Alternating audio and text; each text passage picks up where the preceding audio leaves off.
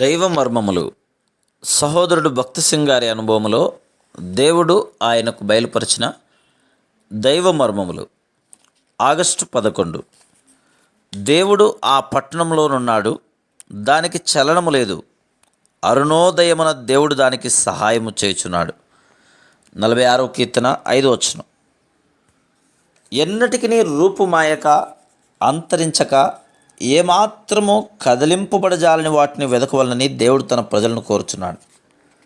తన రాజ్యములో మనం ఉండవలనన్నచో మనం చెప్పు మాటలు కానీ చేయు క్రియలు కానీ నిత్యమైన ఫలమునిచ్చినవిగా ఉండవలను.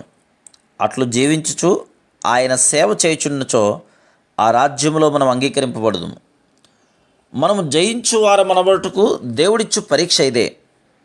కొందరు అద్భుతములు సూచక క్రియలను చేయటం ద్వారా దేవుని శక్తిని ప్రత్యక్షపరచగలరని భావించెదరు.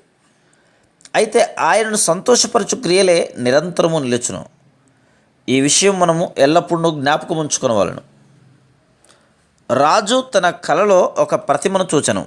ఆ ప్రతిమ యొక్క శిరస్సు మేలిమి బంగారుమయమైనదియు, దాని భుజములు వెండివియు, దాని ఉదరమును తొడలను ఇత్తడియు, దాని మోకాళ్ళు ఇనుపవియు, దాని పాదములలో ఒక భాగము ఇనుపదియు ఒక భాగము మట్టిదియునై ఉండెను.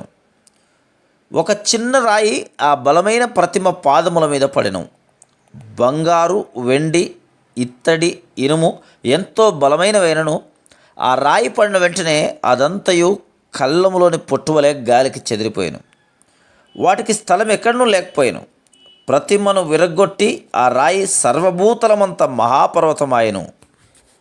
35వ వచనం. అట్లే మానవులు నిర్మించినదంతయు ఒకనాడు శూన్యమగునని దేవుడు చెప్తున్నాడు. పచ్చని చెట్టు వలె మానవుడు వర్ధిల్లవచ్చును, అయినను ఒక దినమున ఆకస్మికంగా మరణించవచ్చును.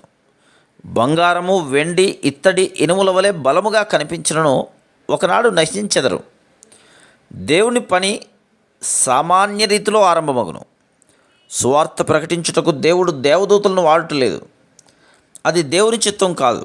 బలహీనులు, అల్పులుగా ఉన్న మానవ ఘటములనే ఆ పనిలో వినియోగించుటకు ప్రభు కోరుచున్నాడు. ఈ రీతిగా ప్రభు సాతాను యొక్క బలమైన దుర్గములను పడగొట్టి తన రాజ్యమును స్థిరపరచును. Praise the lord.